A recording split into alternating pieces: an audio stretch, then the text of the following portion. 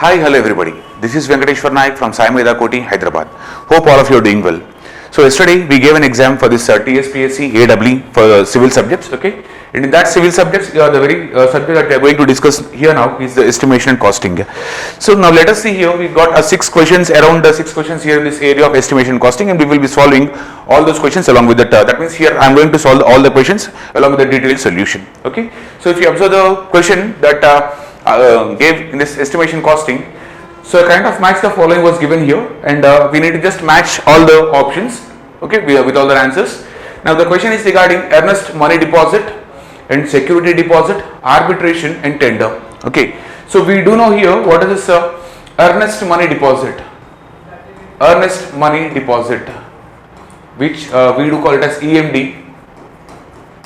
Earnest money deposit. Okay, so it is a kind of deposit we need to give before going for, that means before taking a tender. Okay, that means to overcome this a problem called the seriousness of a project. That means the handling the seriousness of a project will be dealt. Okay, so depositing some amount of money for that kind of project. Okay, that means to overtake a project, okay, we need to pay certain amount, okay, in terms of this EMD, that is earnest money deposit, to just have a serious issue, like just to overcome the seriousness, like see, for example, if I want to execute any work, if I want to execute any kind of construction, or if I want to execute any kind of project, okay, so before the execution or before the starting of the project itself, I will be paying some amount in terms of this EMD. Okay, why? Because I will be taking seriously, like if I won't do that work completely, this earnest money deposit will be going on of the money, it won't be get refunded. Okay, so if we are done with the project completely and perfectly, then we are again the refunding of this EMD will happen. Okay, if I was not able to execute the project correctly and completely, then again this earnest money deposit will not be refunded for me. Okay, so to overcome such a kind of issue here, we need to pay some amount before the construction of the project. Okay, which is refundable. Generally, the earnest money deposit will be 2 to 5% of the total project cost. Okay, so we need to pay this EMD before the execution of the work, because to have a serious work upon it. Okay, so if I was not able to complete the work completely, okay, or if I was not able to execute the project completely, or there might be a lack in the quality or something like quantities, okay, so then this earnest money deposit will be not refunded for us. Okay, so this earnest money deposit here, if you see in between the options, settlement of dispute, no, it is not the settlement of dispute here. So offer in writing, no, it is not any kind of offer. Okay, deposit by the contractor to safeguard the interest of the owner in the event of improper performance of the contract, and at the same time guarantee in the form of cash on the part of the contractor to keep the offer for consideration. So see here, there might be a confusion between two options here, that is the deposit by the contractor to safeguard and guarantee in the form of a cash in form of a contractor. See here, the very important and easy thing that we need to understand here, earnest money deposit is completely refundable, which carries a charge of around 2 to 5% of the total project cost. And one more thing here when we are paying that EMD, that means we do represent that we are having interest to go with the construction, we are going to do that construction completely within the stipulated time. Okay, so here this E is the guarantee in the form of cash on the part of the contractor to keep the offer open for the consideration. So this is very suitable answer for EMD, that is earnest money deposit. Okay, so this is not any kind of security deposit. Security deposit is different from earnest money deposit. Okay, security deposit, like it's a kind of advance that we are going to pay. Like if anything goes wrong, like there might be any maintenance issues, okay, or there might be any kind of lagging in the work, okay, so that kind of dealing will be done with the security deposit. So if you see clearly here, the earnest money deposit is a guarantee in the form of the cash on the part of the contractor to keep open the offer for the consideration. Okay, that means I am interested to see here before giving a tender. Okay, so just when we are quoting a tender here, when we are going to quote for a tender, for a procurement tender, okay, so to show our seriousness that we are willing to do that work completely within a stipulated time or within the conditions, that the terms and conditions that are given by the owner or the client. Okay, so here to show our interest that we are more serious here, we are not just like any time passers. Okay, so just to show our interest, we will be paying certain amount here in terms of this EMD. Okay, so that's here the earnest money deposit. Earnest money deposit, see here, this is a clear option to say for this guarantee in the form of the cash on the part of a contractor to keep open for the offer for the consideration. Okay. Now let us see what is a security deposit. Okay, there might be a little bit confusion in between these two terms, security deposit. Security deposit. Okay, this is also refundable, but the problem is here when when we are damaging certain things or when we are making an impact upon the structure that we are going to construct. Okay, so certain amount will be deposited or certain amount will be debited from this security deposit. Okay, just we are having some extra amount here deposited by the contractor to safeguard the interest, to just we are paying some additional amount to safeguard the interest of the owner in the event of improper performance of the contract. So this is the thing that we need to more concentrate here, that is improper performance of the contract. Okay, so for that case certain amount will be debited from this security deposit. Okay, so clearly this B option will be related to this one. Okay, so for B the option comes out to be 2, that is deposit by the contractor to safeguard the interest of the owner in the event of improper performance of the contract. Okay, the third is arbitration. So arbitration is nothing but it's a kind like a settlement kind of thing. Arbitration is nothing but a settlement kind of thing. Okay, so here when there is a lagging in the work, okay, or when there is a stoppage in the work, or like the work has stopped in between. Okay, so there might be an issue in between client and the contractor. Okay, which needs to get solved by the third person. Okay, so whenever an issue is occurring in between the client and the contractor, okay, a third person will be getting involved in between these two persons to get settled, to get that issue solved. Okay, so that kind of thing we will be calling it as arbitration. Okay, so now arbitration is nothing but the settlement of a dispute by the decision of the third person. Okay, so in between this client and contractor, the third person will be coming into picture who is going to settle that issue, and we will be calling that kind of thing as arbitration. Okay, and tender, we do know nothing but tender is a kind of notification given by the client. Okay, nothing but the owner. Okay, so to execute a work. Okay, so for that kind of notification we do call it as a tender notice, and for that tender notice we need to give replies. Okay, like we need to show our expression of interest. Okay, so that expression of interest, after this shortlisting of this expression of interest, then he will be called for a bid. Okay, so in that bid, after evaluating all this bid that is given by this contractor, then he will be awarded the project. Okay, so tender is nothing but offer in writing. It is an offer in writing to execute some specified works. Okay, so nothing but here tender is nothing but a question kind of thing, like a notification will be given, like I need certain kind of construction. Okay, or I need to have certain execution of the work. Okay, so these kinds of things, they like the owners are in search of some persons who are interested to do their work.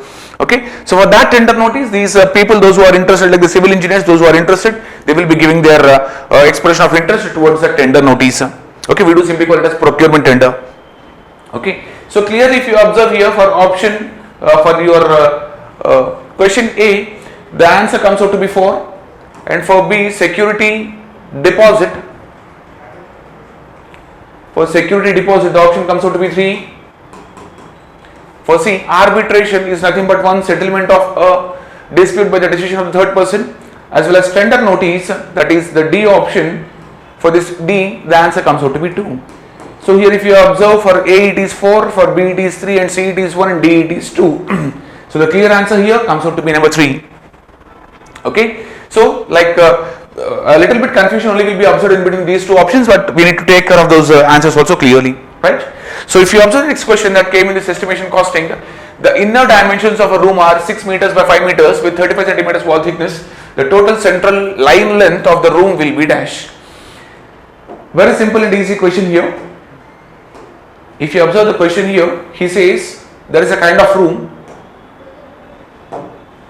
There is a kind of room with the given dimensions.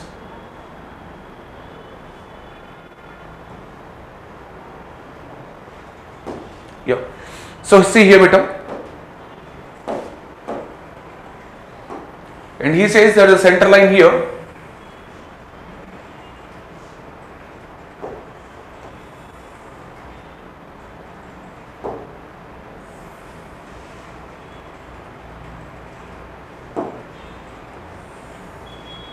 Yeah. So we can see this center line also here for this kind of room. Now the question is the inner dimensions of the room. The inner dimensions of the room were given as 6 meters by 5 meters. So the inner dimensions were given as 6 meters, as well as here this is 5 meters. Okay, it also says that the 35 centimeters wall thickness was observed. So if you observe the wall thickness here, this wall thickness comes out to be 35 centimeters, fine, everything was good. Now the total centerline length of the room will be dash. Okay, so easily we will be able to find out this centerline length. You can take it as the centerline length as summation of horizontal walls and summation of vertical walls. Centerline length as the summation of horizontal walls as well as the summation of vertical walls. So you can see here two horizontal walls were there. Okay, 35 centimeters, nothing but 0.35 by 2 plus 6 plus 0.35 by 2, nothing but center to center line length for a horizontal wall, or you can simply take 0.35 also, there is no problem. Okay, that is 35 centimeters. Okay, 35 centimeters. When I am converting it to meters, I have written it as 0.35 here. So why I have taken by 2 in a sense here, you can see here it is from here I need to start, okay, up to here, right. So I need to exclude this area, so that exclusion is nothing but 0.35 by 2. Okay, so now I am counting from here, this is 0.35 by 2 and I am adding this value, that is 6. Okay, so up to here it is 6 and then again I am adding this small offset. So now you can see here two horizontal walls were there. You can see two horizontal walls were there. At the same time, if you observe this vertical walls also, 0.35 by 2 plus 5 meters plus 0.35 by 2. This is 0.35 here, fine, into 2 because two vertical walls were there, simple.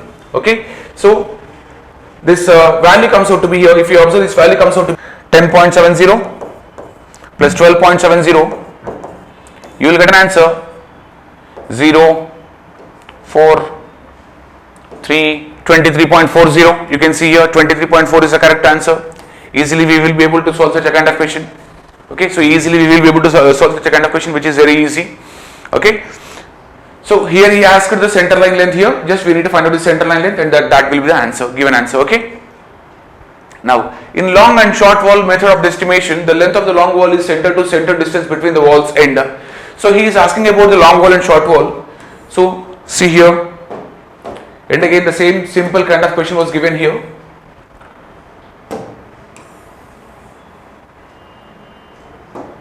Now the question he is asking here, in long wall and short wall method, the estimation of the long wall, length of the long wall is the center to center distance between the walls.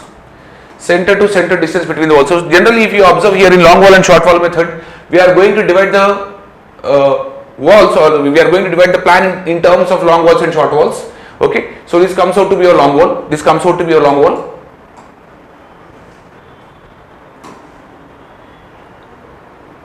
Okay, so this is a long wall,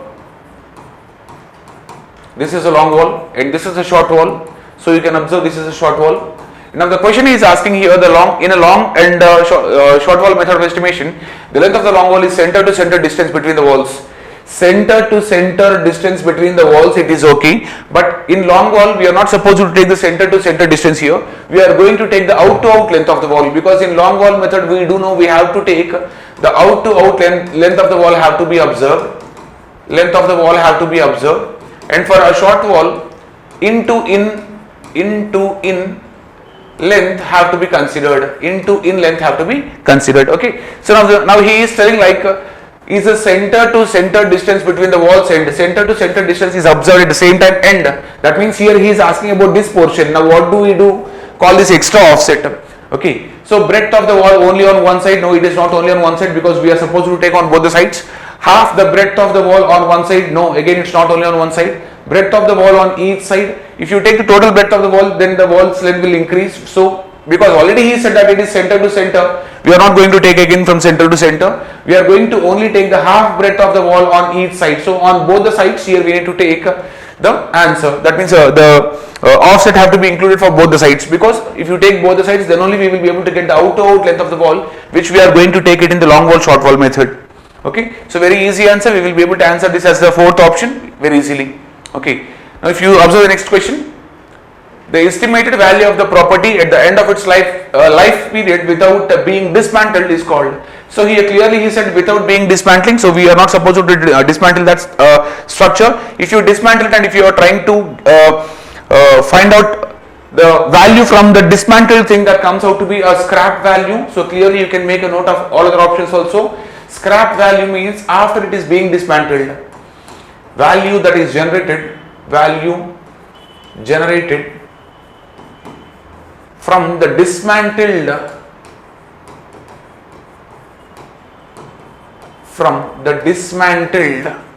property, we do call it as a scrap value. So scrap value is not the correct answer. Okay, book value is nothing but while purchasing this any kind of property here, whatever the kind of value that is given in book or nothing but the sheet. Okay, that abstract sheet, that means the exact value which is quoted in bid or whatever the kind of stuff. Okay, so whatever the value that we are going to enter in any as per the abstract sheets or when we are entering into the forms of registrations, okay, that kind of value we do call it as book value.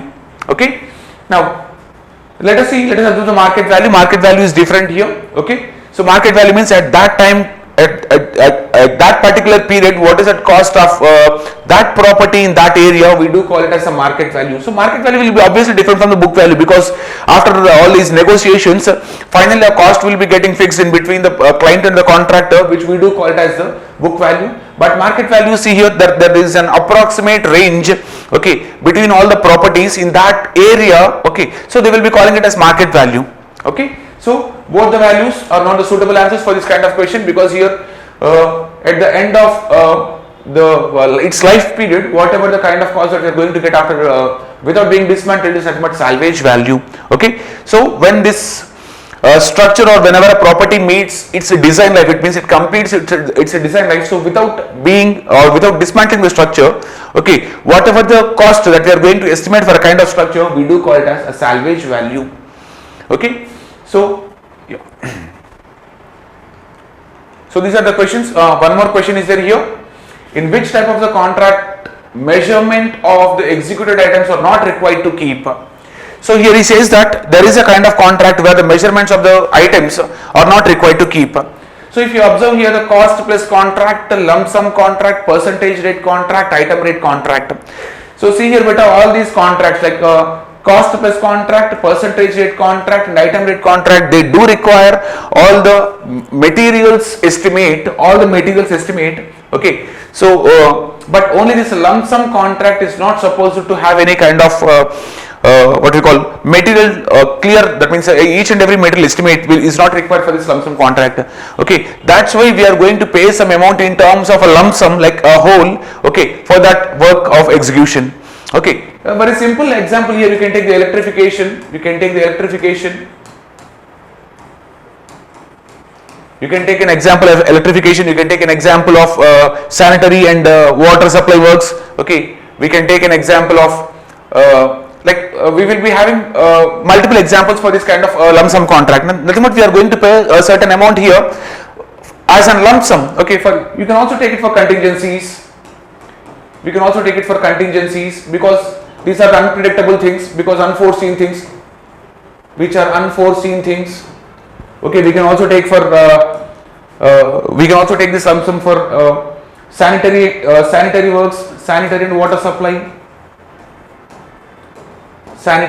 supply also. Okay, so these things that we can't predict or we can't estimate in terms of the items or in terms of particular materials. Okay, so but all these three, that is a cost plus contract, percentage rate contract, item rate contract, they do require the estimation in terms of each and everything. Like for all the particular kinds of materials, the description is given. For that description, we need to find out all the quantity rates as well as the cost of those things.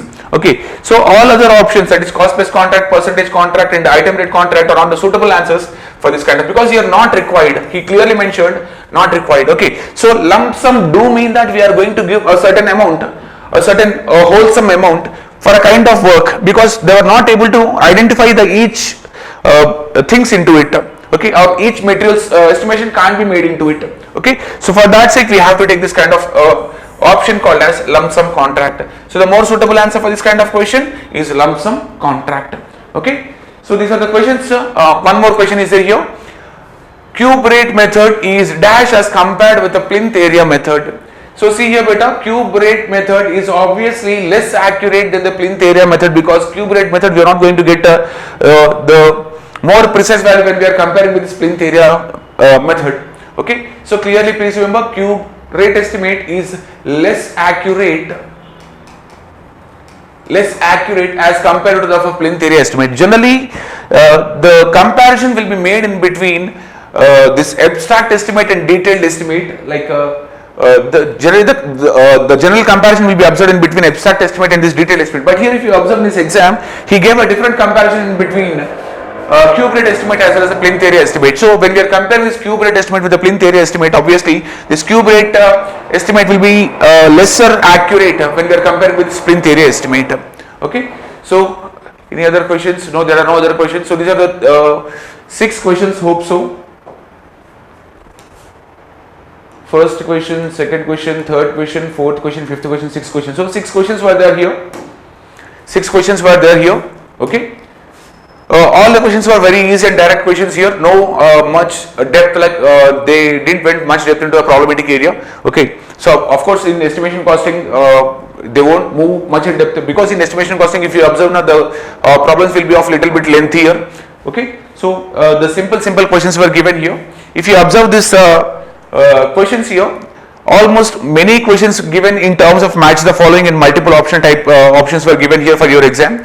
Okay, and at the same time, when you deal with other subjects, you can see here without calci, there are without calci or without using any physical calculator, there are many problems that the students won't be able to solve. Okay, that means again, when you go for an approximate answer here, if you search in between the options also, the answer was all the answers are very close to that approximate answer that we are getting in our calculation. Okay, so see, the exam is not a kind of tough and it's not a kind of easy. Okay, it's a moderate kind of paper. If you ask me, it's a kind of moderate exam. All the questions were able to, all the questions were solvable, but the only point is here, if you observe the problematic area, there is a need of calci to solve that answers, because we need to have the more precise answers. Okay, so this is all about estimation costing. You can see all the questions here at a glance. So the very first question is regarding the earnest money deposit, EMD. Okay, where this is nothing but amount that is paid to show his seriousness, to show the seriousness of a contractor for the execution of the project. Security deposit, here we need to pay some, we need to give some amount to show that like any improper performance of the work will be observed in security deposit. Arbitration, there is a kind of person who solves an issue in between the client and the contractor. Okay, in that kind of solving the things in between these two, or involving the third person in between the client and the contractor, we do call it as arbitration. Tender, it is a notice given by the client for the execution of a project. So easily we will be able to answer this kind of answer. Okay, and this is also very easy. A small problematic question was given here. The answer comes out to be 23.4. And here, if you observe in long wall short wall method, yes, obviously you can see the figure also. Here he says that there is center to center, and for that center to center we need to include center to center distance between the walls plus center to center distance between the walls plus half breadth of the wall on each side. We have to take half breadth of the wall on each side so that we will be able to find out the out to out length of the wall, because in long walls, for finding out the length of the long wall, we do take the out to out distance for the walls. Okay, and if you see the scrap value, we do know after the demolition of the structure, whatever the scrap that is remained will be evaluated, and that kind of valuation we will be calling it as scrap value, book value. In a sense, whatever the cost that is we are getting in terms of this abstract sheet, or whatever the kind of cost that we are paying for this structure in terms of the registration, we do call it as book value. Market elements, it is an approximate value that we are going to give to that area or the property regarding that means in terms of the market rate at that place, particular place. Okay, so that is market value. And salvage value before the demolition, though the structural design period was completed, before the demolition, if any valuation was carried out upon that structure, we do call it as salvage value. And here cost plus contract, percentage rate contract, item rate contracts, they do have the material descriptions along with their quantity calculations, but lump sum here it is not we cannot find out the material in terms of unit rates for this kind of lump sum contract. So we are going to give a certain amount as a whole for this lump sum contract. Okay, at the same time here the cube rate estimate, is obviously less accurate as when we are comparing with the plinth area estimate. Okay, so these are all the questions that we have observed in this area of estimation costing. Okay, thank you.